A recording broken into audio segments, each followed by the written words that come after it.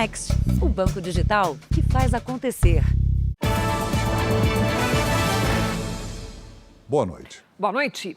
Em São Paulo, um motociclista morreu após ser baleado em uma tentativa de assalto. Os suspeitos também estavam numa moto. Eles chegaram a ser atropelados por um motorista que presenciou o crime. Era por essa rodovia que o instrutor de mecânica voltava de moto para casa em Carapicuíba, na Grande São Paulo. Por volta da meia-noite, ele passou a ser seguido por 2 homens que também estavam em uma moto. Armados, os 2 anunciaram assalto. O instrutor então parou a moto aqui na lateral da estrada. Ele reagiu e chegou a lutar com um dos criminosos, que disparou a arma. Um motorista que passava pela rodovia viu a situação e jogou o carro contra os assaltantes, que mesmo atingidos, conseguiram fugir. O mesmo motorista avisou a polícia, que agiu rapidamente. O helicóptero da PM ajudou nas buscas. Em 20 minutos, os policiais encontraram os 2 assaltantes, um menor de idade. O outro era Anderson de Oliveira, que já tem passagem pela polícia por roubo. O irmão dele, Igor de Oliveira, também foi preso. Ele estava em outra moto e dava cobertura aos 2. Com eles, a polícia apreendeu os celulares e a arma do crime. A moto que eles usaram no assalto tinha sido roubada na última sexta-feira. É um absurdo acontecer isso, quer dizer, eles fizeram isso comigo na última sexta-feira à noite e na segunda-feira à noite já cometendo outro crime, vai saber se cometeram outros também no meio da semana. São pessoas que acabam vivendo disso todos os dias. O instrutor de 35 anos, que foi baleado no abdômen, morreu a caminho do hospital. O pai dele soube o que aconteceu na delegacia. E ele está inconsolável, a gente está tentando dar um apoio para ele, mas está complicado.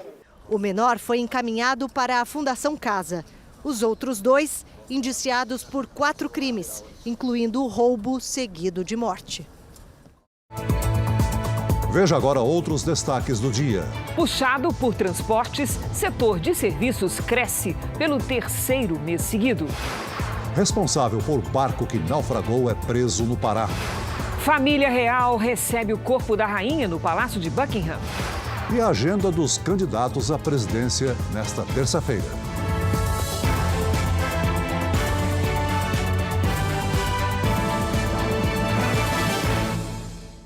Oferecimento Bradesco. A gente não para de se reinventar por você.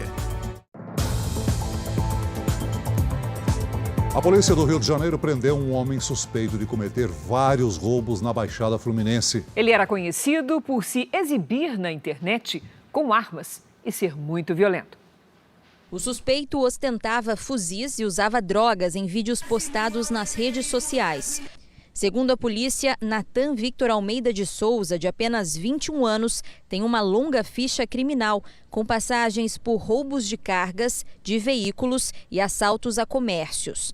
Morador de Nova Iguaçu, na Baixada Fluminense, ele se preparava para cometer mais um crime quando foi preso em flagrante. Nathan roubava sempre acompanhado de outros homens, sempre com muita violência, inclusive por vezes empregando fuzis nessas abordagens.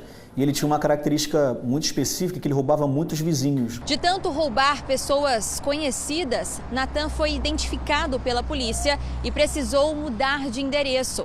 Passou a morar aqui, no Complexo do Chapadão, zona norte do Rio, onde costumava entregar os produtos roubados. E com a proteção dos traficantes da comunidade, fez diversas vítimas. O Jornal da Record teve acesso a imagens de câmeras de segurança de um dos assaltos. Sem medo de ser reconhecido, Nathan e outros 2 homens levam o carro de um casal em Nova Iguaçu. A imensa maioria dos roubos ele estava com o rosto livre, mas especialmente a violência. A violência que ele empregava nesses roubos chamou bastante atenção aqui da equipe. No Distrito Federal, 2 homens foram presos suspeitos de participação na morte do estudante Bernardo Pérez, de 18 anos, durante um assalto. A identidade dos presos não foi revelada. Os dois seriam os criminosos que aparecem nessas imagens. O crime foi na noite de 2 de setembro. O casal foi abordado por um assaltante que atingiu Bernardo com um golpe de faca. Bernardo morreu no hospital. Segundo a polícia, o homem com a faca tem 23 anos e já responde pelo crime de receptação. O outro assaltante, de 25 anos, seria usuário de drogas. Somente um deles confessou, mas a polícia afirma não ter dúvidas da participação dos dois. A princípio achavam que havia uma questão pessoal envolvida, mas não. Eles mataram a vítima mesmo com o intento só de roubar, né? Motivo realmente repugnante. Os dois devem responder por roubo e latrocínio, que é o roubo seguido de morte. A investigação segue em andamento na busca de um terceiro envolvido e também dos receptadores dos produtos roubados. Os celulares dos presos também foram apreendidos e vão passar por uma perícia para ajudar na conclusão do caso. Para chegar aos suspeitos, a investigação refez o trajeto que os dois teriam percorrido antes e depois do crime, conferindo os locais em que houve alguma tentativa de uso dos cartões de crédito roubados.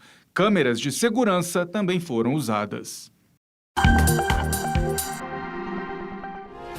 Em São Paulo, a funcionária de uma joalheria foi presa. De acordo com a polícia, ela passou informações sobre a transferência de joias da loja para o escritório da empresa. No meio do caminho, 3 homens armados realizaram um assalto. O namorado dela teria participado do crime. 2 motociclistas que estavam dentro de um globo da morte em um circo de Itabuna, no sul da Bahia, ficaram feridos depois de se chocarem. O acidente foi gravado por pessoas que assistiam à apresentação. Os 2 foram levados ao hospital com ferimentos leves. Câmeras de segurança de um posto de combustíveis registraram o momento em que um vereador de Conchas, no interior de São Paulo, foi morto a tiros. O crime ocorreu enquanto o parlamentar Adriano de Moraes, do PSB, chegava em casa. A polícia investiga a motivação do assassinato. Nenhum suspeito foi identificado. O corpo da rainha Elizabeth II chegou a Londres no final da tarde de hoje. Em Edimburgo, capital da Escócia, milhares de súditos puderam se despedir. Uma longa espera por segundos perto da rainha. Clarice e David trouxeram um bebê de apenas 5 meses. Disseram que este é um grande momento para dividir com o filho. A fila não parou nem mesmo durante toda a madrugada. Glória se emocionou ao falar da morte de Elizabeth II. A gente sabe que é real, mas quando vê o caixão, isso se torna de fato verdade, disse a escocesa. Às 3 horas da tarde do horário local, a visitação foi encerrada. Às 5, o caixão deixou Edimburgo num avião da Força Aérea Britânica a caminho de Londres. Desde as primeiras horas da manhã, a cidade já se prepara para esse momento. Muitas ruas foram bloqueadas. É um longo trajeto por onde o corpo da rainha Elizabeth II vai passar até chegar ao Palácio de Buckingham. As amigas chegaram 10 horas antes. Fizeram as refeições ali na rua. Sue veio preparada com jornal, comida e guarda-chuva. British weather. Janet conseguiu o que queria, um lugar bem de frente para a rua. Tia Neide estava com a mãe, faltou na escola para estar ali. O brasileiro Jaderson, que mora pertinho do palácio, também enfrentou a longa espera. Eu moro aqui perto, uns 2 quilômetros daqui, então a movimentação está bem legal. E é um momento único para a gente, né? Vai ser um momento muito especial. Início de noite, debaixo de chuva, depois de uma longa espera, a gente finalmente vê o cortejo se aproximando. As pessoas estão muito emocionadas por aqui, aplaudem. O carro que leva o caixão entra agora no trajeto final. Está a poucos metros da porta principal da casa dela, o Palácio de Buckingham, onde vai ficar até amanhã, às 2 da tarde. Joy disse que enquanto estiver viva, vai lembrar desse momento. Antes de acompanhar a chegada do corpo da mãe, o rei Charles III esteve na Irlanda do Norte. Quem tem as informações é a enviada especial ao Reino Unido, Thaís Furlan. Boa noite, Thaís. Boa noite, Cris. Boa noite, Celso. O rei Charles e a rainha consorte Camila chegaram a Londres 2 horas antes do corpo de Elizabeth II.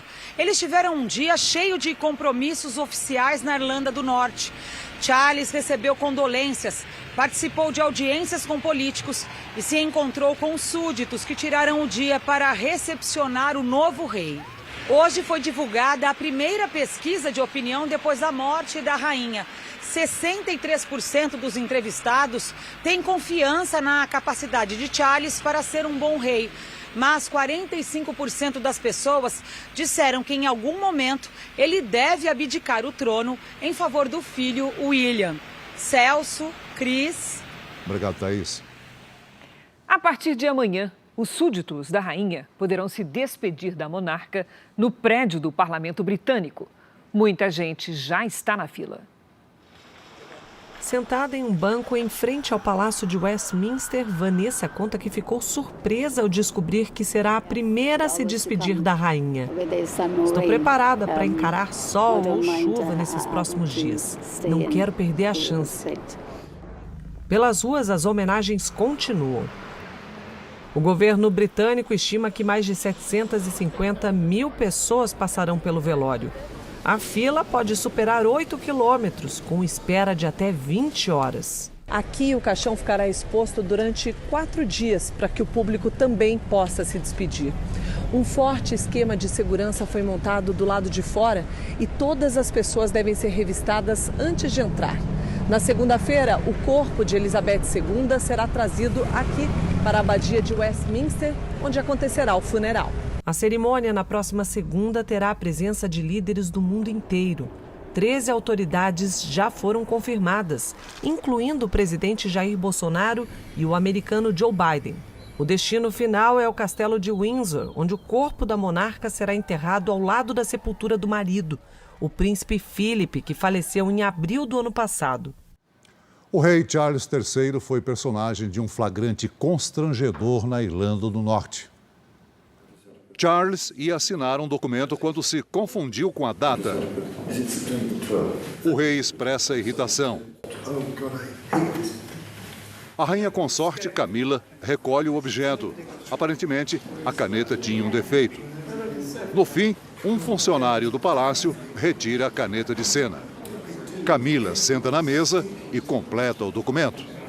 Veja a seguir. Anvisa altera as regras para a entrada de viajantes no Brasil. E ainda hoje, drone ajuda a localizar mãe e filha que estavam desaparecidas em Minas Gerais.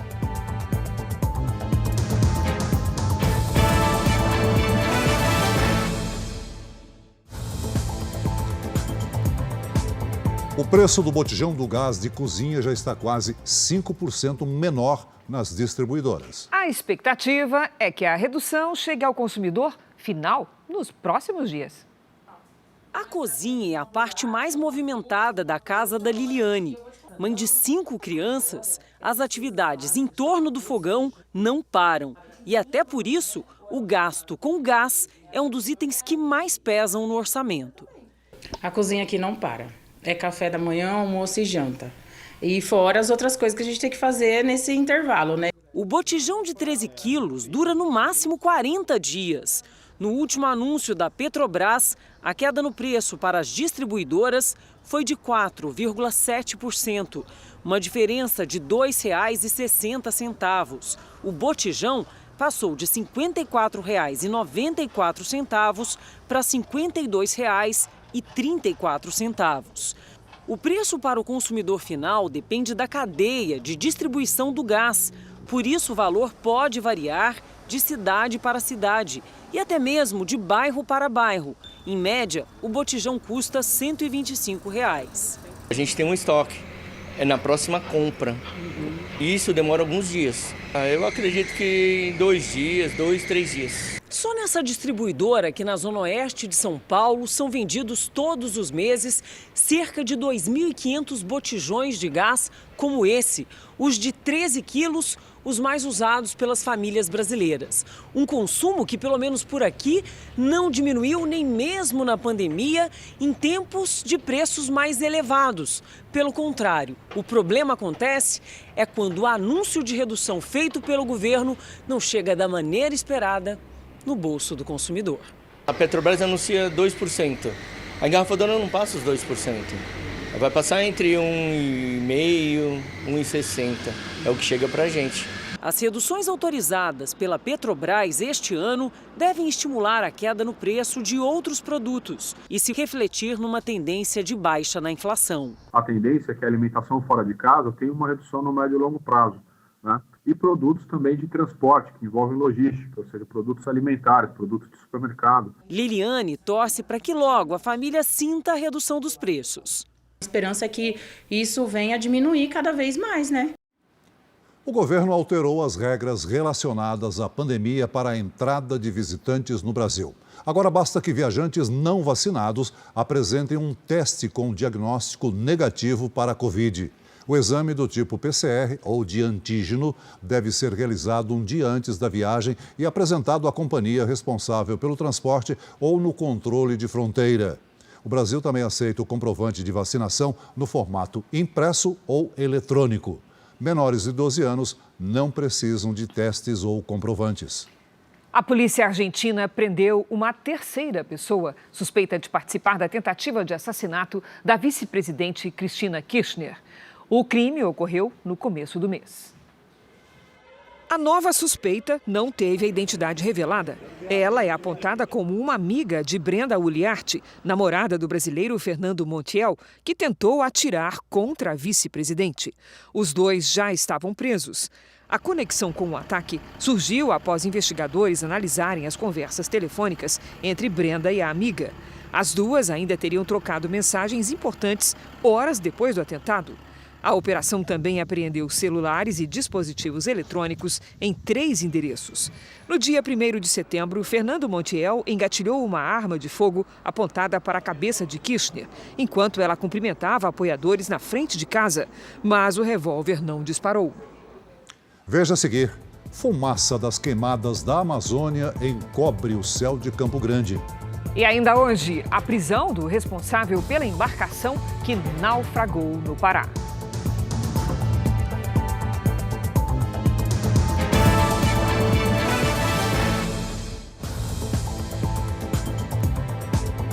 Uma fumaça cinza tomou conta hoje do céu de Campo Grande. De acordo com os meteorologistas, ventos fortes levam fuligem das queimadas na Amazônia para a região.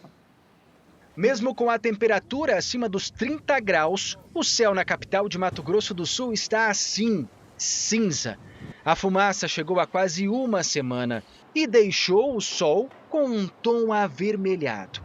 Os moradores da cidade reclamam da qualidade do ar. Ela tem rinite e está prejudicando muito. Você tem que beber muita água mesmo. Faz muitos dias que você não vê um céu azul em Campo Grande. É complicado, está complicado. Dessa vez, o ar poluído não é resultado das queimadas no Pantanal, e sim das consequências dos focos de incêndio na Amazônia. A fumaça viaja por quilômetros, levada pela força dos ventos até chegar ao centro-oeste. A Amazônia, ela realmente alimenta a região centro-oeste com os rios voadores trazendo umidade, mas nessa época com incêndios de forma muito significativa, também haverá fumaça. As queimadas na Amazônia subiram mais de 40% este mês na comparação com o mesmo período do ano passado. Um alerta para o período mais seco do ano e que ainda está longe do fim. Mas o tempo você está vendo aí, tempo seco, ventos fortes, previsão de chuva, pouca chuva ou quase nenhuma na região, então atenção total. Brasil com umidade de deserto. Nesta terça-feira, o índice de umidade do ar em Goiás, Mato Grosso e Tocantins chegou a críticos 10%, estado de emergência. Vamos conversar com a Lidiane Sayuri? Boa noite, Lidia. Alguma notícia boa para o pessoal dessas regiões? Parcialmente, viu, Cris? Boa noite a você, Celso. Boa noite a todos. As imagens de satélite mostram muitas nuvens, mas só na metade sul do Brasil.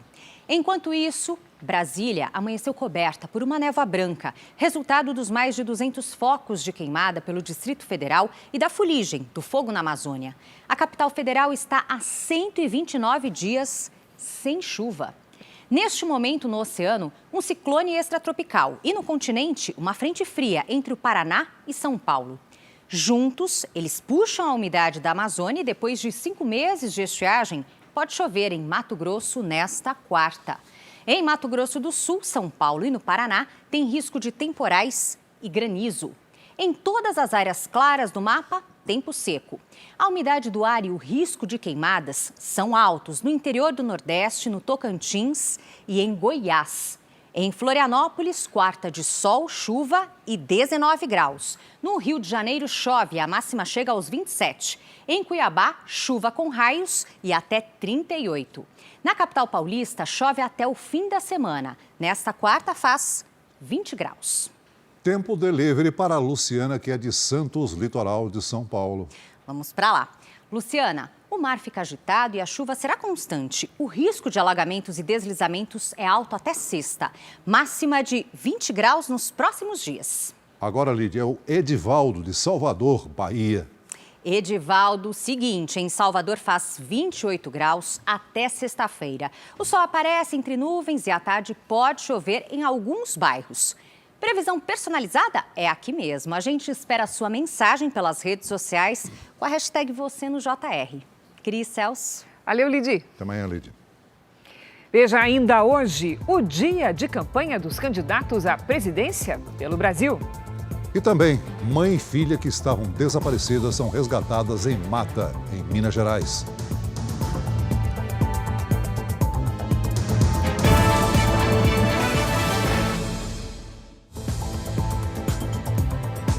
O setor de serviços surpreendeu os analistas e cresceu 1,1% em julho deste ano, na comparação com junho. Essa é a terceira alta seguida. O destaque foi para a área de transportes, que subiu 2,3%. A atividade de informação e comunicação saltou 1,1%. O resultado divulgado hoje coloca o setor de serviços em um patamar quase 9% acima do registrado em fevereiro de 2020, que foi o último mês antes da pandemia. Morreu hoje, aos 91 anos, o cineasta franco-suíço Jean-Luc Godard. Ele era considerado um dos maiores nomes da história do cinema. Godard foi crítico de cinema e depois diretor. Foi um dos principais artistas da Nouvelle Vague, Nova Onda em português, um movimento francês que revolucionou o cinema internacional. O cineasta morreu na casa onde morava na Suíça, ao lado de parentes. O jornal francês Libération confirmou com a esposa do cineasta e com amigos que ele não estava doente e recorreu ao suicídio assistido, prática que é permitida no país. Foram mais de 40 longas-metragens ao longo de 70 anos de carreira, os mais importantes na década de 60. Entre suas obras mais conhecidas estão Acossado, Viver a Vida, O Demônio das 11 Horas e O Weekend.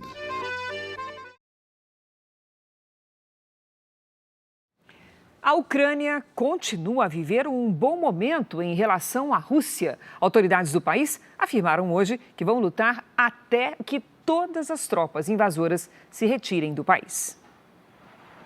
Soldados ucranianos resistem aos ataques russos na região de Kharkiv, no leste.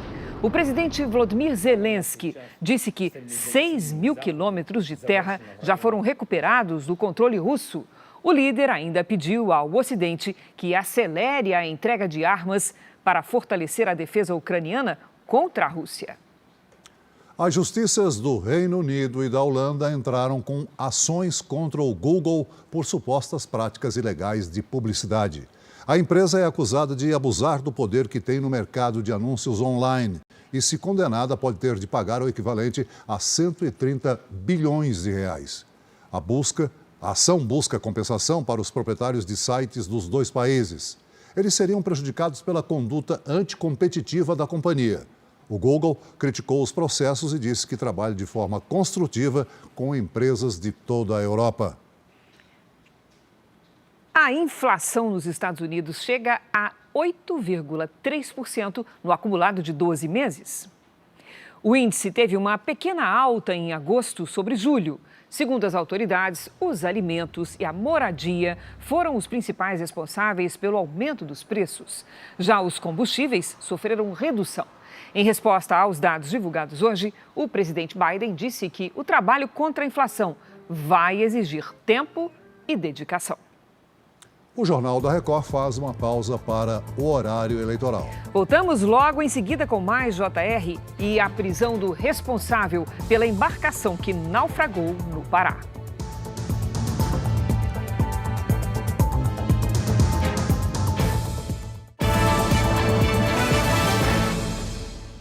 O Jornal da Record está de volta. Em 16 anos, as milícias se espalharam por todo o estado do Rio de Janeiro. Esses grupos armados já dominam quase 1/3 de todo o território da capital e metade das áreas comandadas por criminosos na região metropolitana.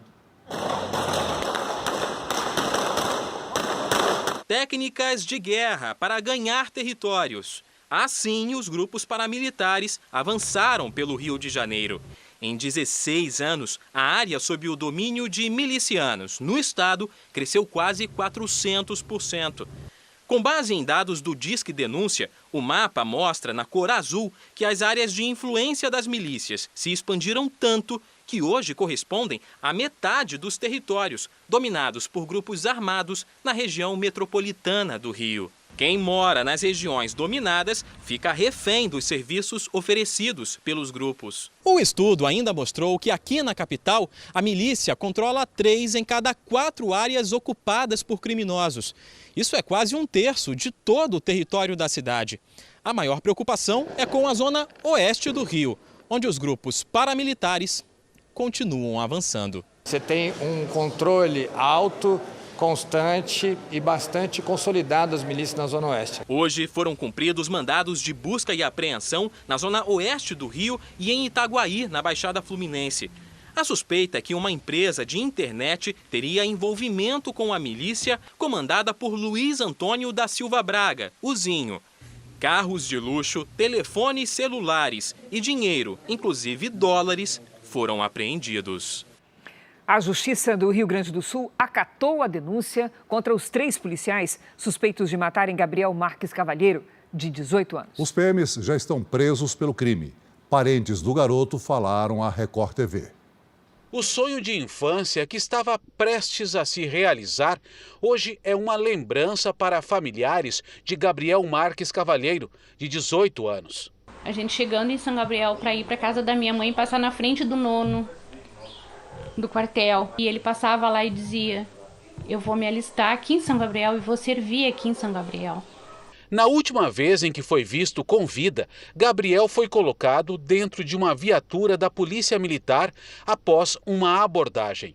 Em 19 de agosto, o corpo dele foi encontrado em um açude. A perícia apontou a causa da morte como hemorragia interna em decorrência de agressão. Os agentes que realizaram a abordagem foram indiciados pela morte. O crime de homicídio, então agora claramente doloso, com as qualificadoras de motivo fútil, de emprego de tortura, a traição surpresa que dificultou e tornou impossível a defesa da vítima. O Tribunal de Justiça do Rio Grande do Sul recebeu e acatou a denúncia contra o 2º sargento Arleu Júnior Cardoso Jacobsen e os soldados Kleber Renato Ramos de Lima e Raul Veras Pedroso. Segundo o documento acolhido na íntegra, não há dúvidas de que os policiais participaram da morte de Gabriel. Os 3 estão presos preventivamente aqui no presídio militar da capital gaúcha. Nós identificamos e apresentamos a denúncia pela prática do homicídio do Gabriel.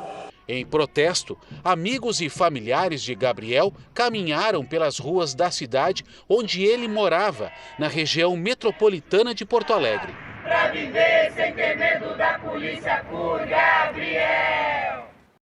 Eleições 2022. Vamos acompanhar agora o que fizeram os candidatos à presidência nesta terça-feira. Na capital paulista, o presidente e candidato à reeleição, Jair Bolsonaro, foi a um posto de combustíveis. Depois, Bolsonaro seguiu para o interior de São Paulo para participar de motociata. Tirou foto com apoiadores e discursou em comício feito com o candidato ao governo do estado, o ex-ministro Tarcísio de Freitas. Aqui no interior de São Paulo, Jair Bolsonaro criticou as condições impostas por Marina Silva para declarar apoio ao ex-presidente Lula, candidato do Partido dos Trabalhadores.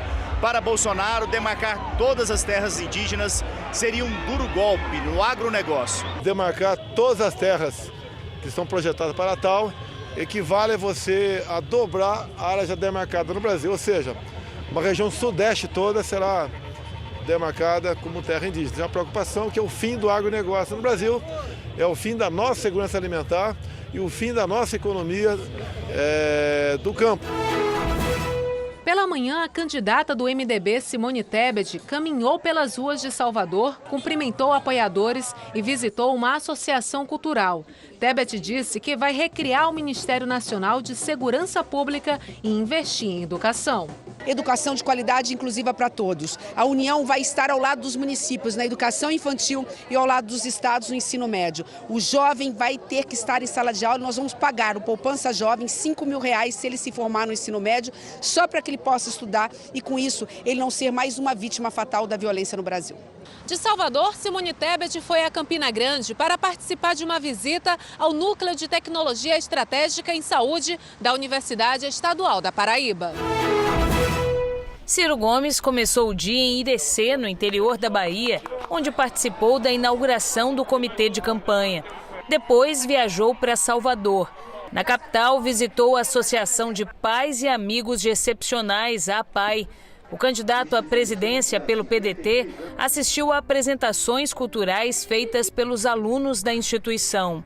A Bahia é o ponto de partida de uma semana inteira de campanha presidencial pelo Nordeste. Nos próximos dias, Ciro Gomes também deve visitar os estados de Sergipe, Pernambuco, Paraíba e Ceará, onde começou a carreira política. O Nordeste brasileiro, no semiárido, se concentra os piores indicadores de pobreza do Brasil. Porém, as capitais já têm o mesmo trabalho, o mesmo problema, as mesmas potencialidades das capitais do Sul. Violência policial, violência das facções criminosas, desemprego aberto, precariedade no serviço de saúde e de educação. A candidata do União Brasil, Soraya Tronic, esteve em Ribeirão Preto, interior de São Paulo, onde participou de uma caminhada no centro da cidade. Soraya caminhou com apoiadores pelo calçadão de Ribeirão Preto e conversou com a população. Ela esteve ainda em São José do Rio Preto, também no interior de São Paulo, onde criticou o modelo de reforma agrária dos governos do PT. A reforma agrária foi feita no governo PT. E simplesmente, sem estratégia nenhuma, de ocupação do nosso solo brasileiro, jogaram muitas pessoas nessas terras, mas nós temos pessoas que estão há mais de 30, 40 anos sem o título da terra. Isso não é reforma agrária. Felipe Dávila, candidato do Partido Novo, esteve em São José dos Pinhais, região metropolitana de Curitiba. O primeiro compromisso foi na Associação Comercial e Empresarial do município, onde falou sobre a necessidade de projetos voltados para a abertura econômica do Brasil. Ele também defendeu projetos ambientais como forma de atrair investimentos. O que vai atrair investimento para o Brasil é a política ambiental. Os investimentos privados estão condicionados a um país que respeite o meio ambiente, a questão social e da governança. Portanto, é uma enorme oportunidade para a retomada do investimento, onde gera muito emprego, que é a questão da infraestrutura no Brasil. O candidato do PT, Luiz Inácio Lula da Silva, conversou com comunicadores de partidos aliados. Lula afirmou que o Brasil precisa de um processo de reindustrialização. Nós temos que reconstruir, não apenas a economia do país, o processo de industrialização, a questão da geração de emprego, mas nós temos que reconstruir um modo gostoso de viver. Nós temos que reconstruir um modo da família viver em paz, viver feliz, viver com esperança. Kelmon Luiz, do PTB, participou de evento religioso em Macapá, no Amapá.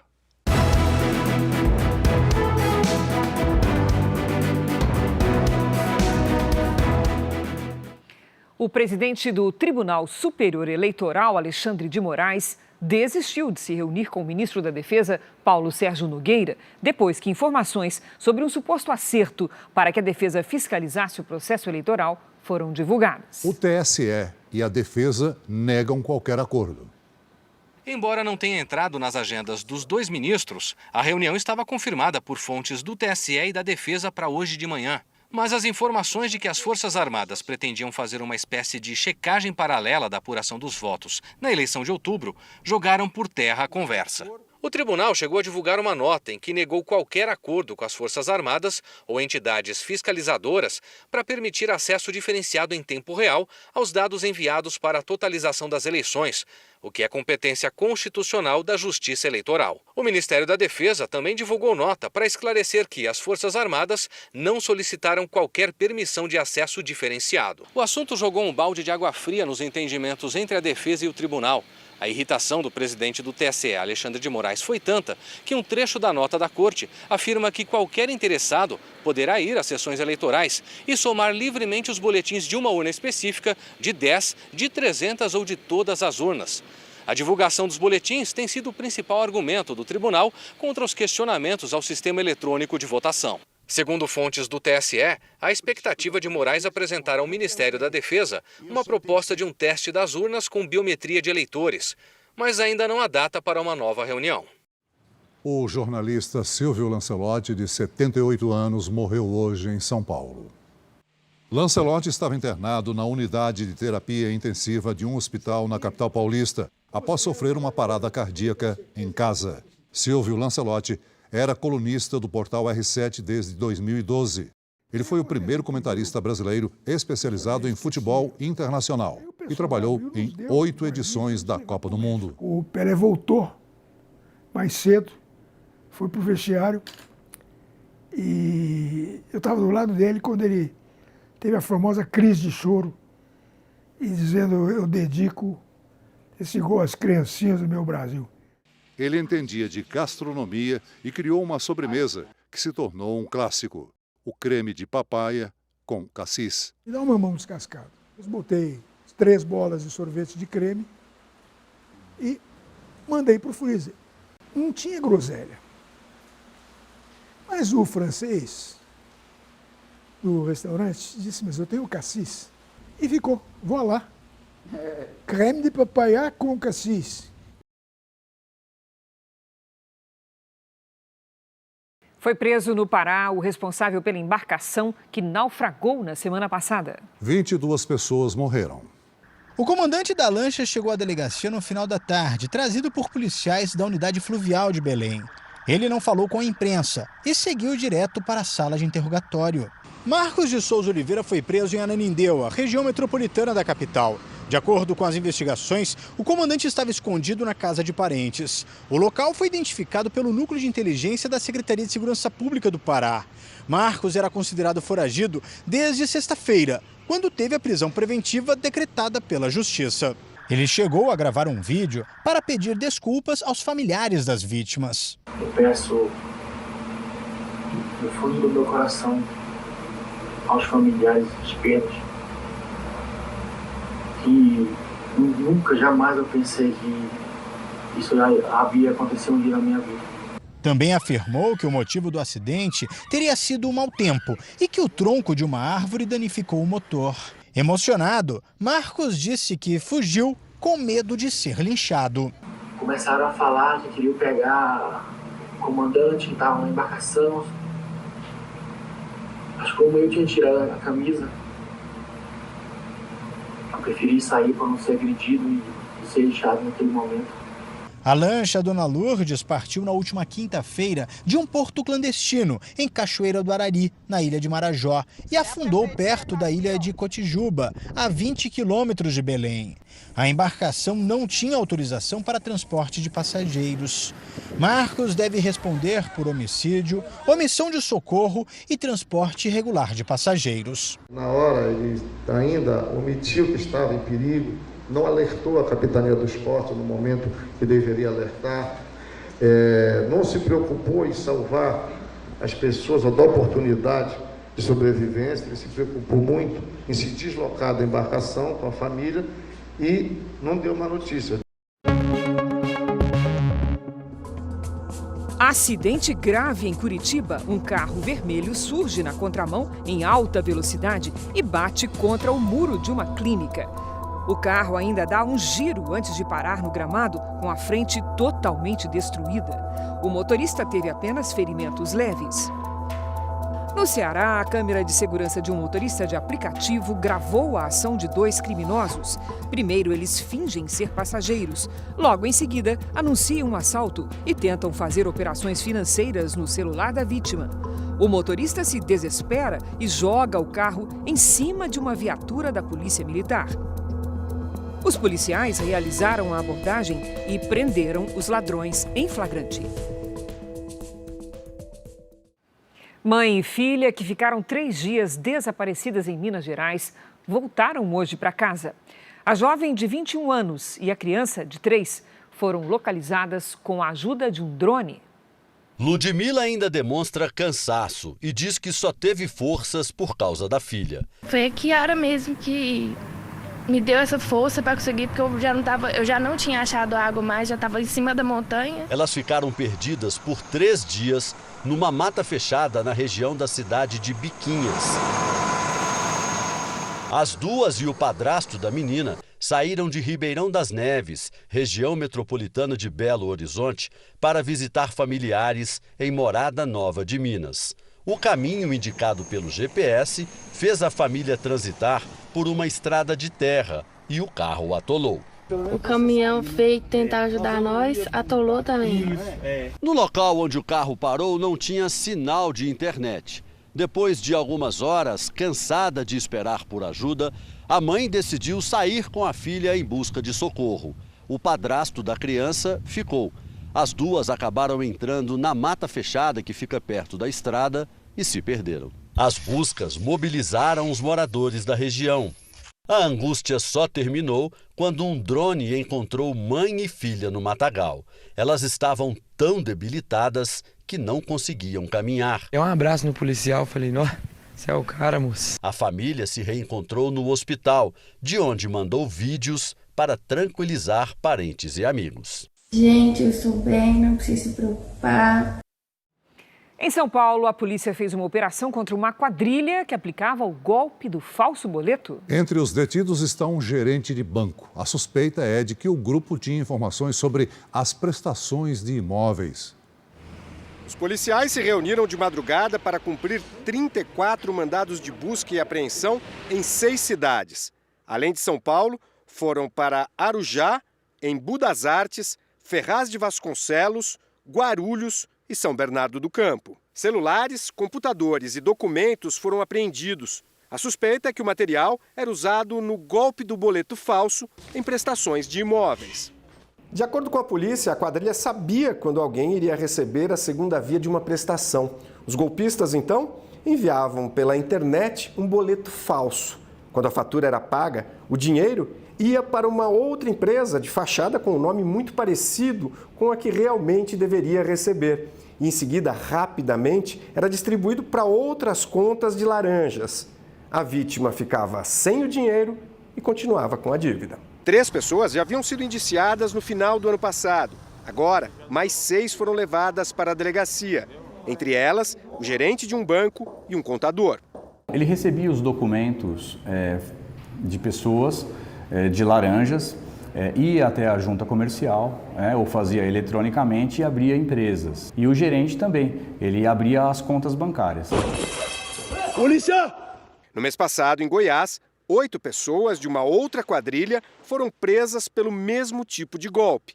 Eram funcionários de uma loja de móveis e eletrodomésticos. Com o aumento desse tipo de crime, é importante tomar alguns cuidados. Conferir se o código de barras não tem falhas, se não há erros no nome e nos dados de quem vai receber o pagamento. Pequenas alterações no valor a ser pago também pode indicar que o boleto é falso. E por último, desconfie se a cobrança chegou de uma forma diferente da habitual. Verificar o CNPJ da empresa recebedora e o nome da empresa. Isso é muito importante para não pagar um boleto falsificado. O Jornal da Record termina aqui. A edição de hoje na íntegra e também a nossa versão em podcast estão no Play Plus e em todas as nossas plataformas digitais. E à 00:30 tem mais Jornal da Record.